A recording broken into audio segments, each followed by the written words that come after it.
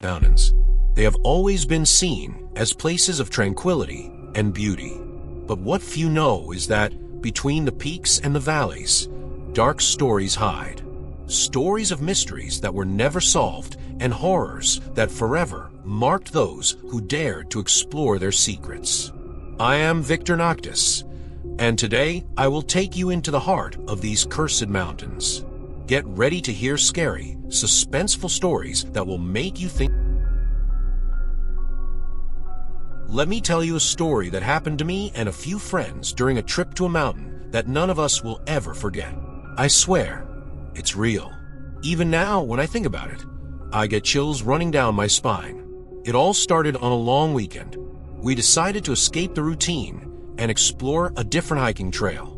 Lucas was the one who heard about Mist Mountain.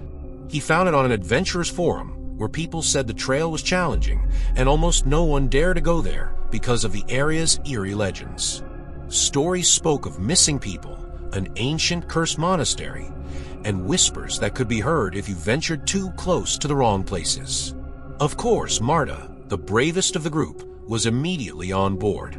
"Let's see if these stories are true," she said. Lucas, the skeptic, laughed and agreed right away. Carol and I were hesitant, but in the end we joined. Truth be told, we all loved adventures, even when they came with a touch of fear. We arrived at the mountain early in the morning. The place was beautiful, with a dense forest surrounding the base of the mountain. Nothing seemed scary at first. The trail was well marked, and we climbed laughing, joking about the legends and making fun of ourselves. Lucas even joked, "If the mountain is cursed, bring me back as a ghost so I can tell you how the afterlife is." We laughed, but looking back, maybe he shouldn't have said that. As we climbed, things started to change. The first thing we noticed was the silence. It wasn't the peaceful silence of nature.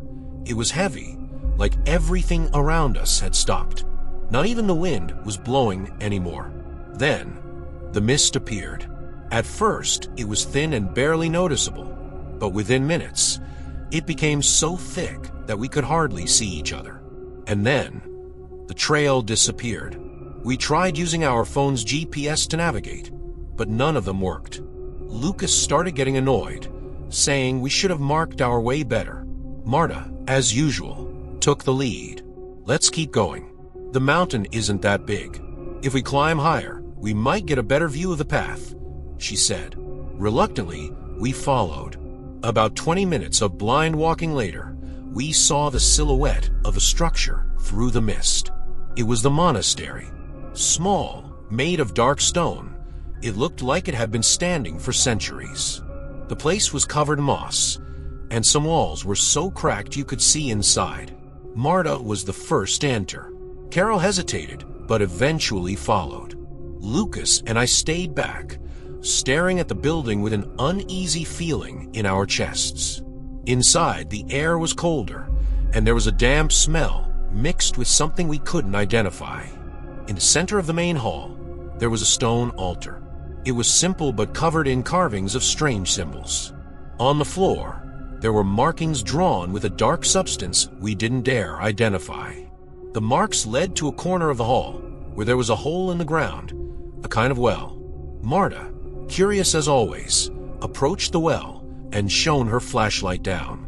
She stood there for a few seconds, silent, before whispering, "There's something down there." We rushed to see, but we didn't see anything at first. When Lucas pointed his flashlight, I saw it. Something moved down there, fast, almost imperceptible, but it was there. Before we could decide what to do, the sound began, a low whisper, like someone talking, but the words were incomprehensible. And it wasn't just one voice. It sounded like many, coming from all around us. "It's just the wind," Lucas said, trying to convince himself. But there was no wind. Suddenly, the whisper grew louder. It wasn't just voices anymore. It was screams, distorted laughter, like countless people trying to speak at the same time. Carol started crying, and I'll admit, my heart was racing out of my chest. Marta, who was never afraid of anything, stood frozen, staring at the altar. Then came the scream. A single, piercing scream so loud and desperate that it felt like it was tearing through our ears. The floor vibrated, and the candles on the altar lit up on their own, casting shadows that danced along the walls. But the altar shadow, it wasn't just a shadow. It had a shape, and it was moving. We didn't need to discuss it. Everyone ran. The exit seemed farther than it should have been, as if the building had changed inside. When we finally got out, the mist outside was even thicker. We couldn't see the sky, and the forest around us looked different. It felt like everything was pushing us back toward the monastery. We ran without stopping. It didn't matter where we were going. We just wanted to get out. Lucas shouted for us to follow the sunlight, but there was no sunlight, just mist. After what felt like hours, we stumbled back onto the trail. I don't know how, but we found our way down. No one said a word on the way. The feeling was that something was watching us the entire time.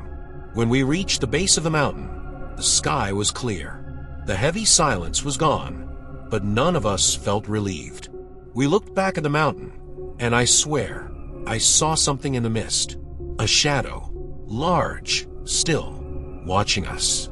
After that day, we never talked about what happened. Everyone started having recurring nightmares about voices, the shadow, and that hole in the ground. Marta, the bravest of us, changed completely.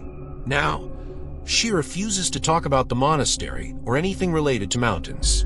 And me? I'll never go to a misty place again. Now, let me ask you, would you dare climb that mountain? If you think mountains are just places of peace and nature, this story will change your mind. What happened to me and my friend Diego during an expedition wasn't just strange, it was terrifying. And to this day, I'm not sure what we really saw that night. It all started when we decided to explore a little-known trail called Lost Valley. It was a remote area, surrounded by high peaks and dense forests. Diego, who was an experienced mountaineer, had read on a blog about an old abandoned cabin in the middle of the trail. According to the blog, the cabin had been used by miners in the last century, but after a landslide, no one dared to return. It's just a story to scare tourists for sure, Diego said as we packed our gear. Deep down, I wanted to believe that too. The hike to Lost Valley was peaceful at first. The day was beautiful, and the sounds of the forest accompanied us for hours. But as soon as we passed the first peak, everything changed. The air got colder, like we had entered a different place. And the silence, it was like the entire forest was holding its breath. After almost 5 hours of climbing, we found a cabin. It was small, made of weathered wood, almost swallowed by the plants around it. The roof was crooked, and one of the windows looked like it had been broken long ago. Diego laughed and said, "This doesn't look so scary," but I already felt a weight in the air, a feeling I couldn't explain. We went inside to explore. The place was full of signs of abandonment, furniture covered in dust, an old iron stove, and a chest against the wall. While Diego opened the chest, I noticed something that froze me. On the floor in the corner, there were scratches, deep marks, like something had been dragged there repeatedly. "Check this out," Diego said, pulling a notebook from the chest. It was a journal with yellowed pages that were almost falling apart. He read some parts aloud, and the story was strange. The journal belonged to one of the miners and mentioned noises in the night and footsteps that don't belong to anyone. "That's just paranoia from tired people," Diego said, closing the journal. But before we could leave, it started raining. And wasn't just any rain, it was one of those storms you don't face outdoors. We had no choice. We decided to spend the night in the cabin. Night fell quickly, and the sound of the rain pounding on the roof became deafening. We tried to light a fire in the stove, but the wood was too damp. So we sat there in the dark, illuminated only by our flashlights. That's when we heard it for the first time, the sound of footsteps outside. Slow, heavy. Diego said it was probably an animal, but when we looked out the window, there was nothing. Just the rain-soaked forest. We sat back down, but the sound continued. It was like someone was circling the cabin, dragging their feet. "You're kidding, right?" Diego whispered, trying to laugh, but I could see on his face that he was scared too. We decided to lock the door, or at least block it with the heaviest piece of furniture we could find. The night grew colder. The footsteps stopped, but then they started again. Inside the cabin, the wooden floor creaked, as if something was walking on the ceiling. Diego and I froze, our flashlights pointed upward. Suddenly, the noise changed. Now it was coming from the chest, the same chest Diego had opened. The lid began to move, slowly, and then it stopped. But before we could react, we heard a whisper. Low? Hoarse, like it was coming from under the floor. "Leave, now." Diego screamed, and we ran.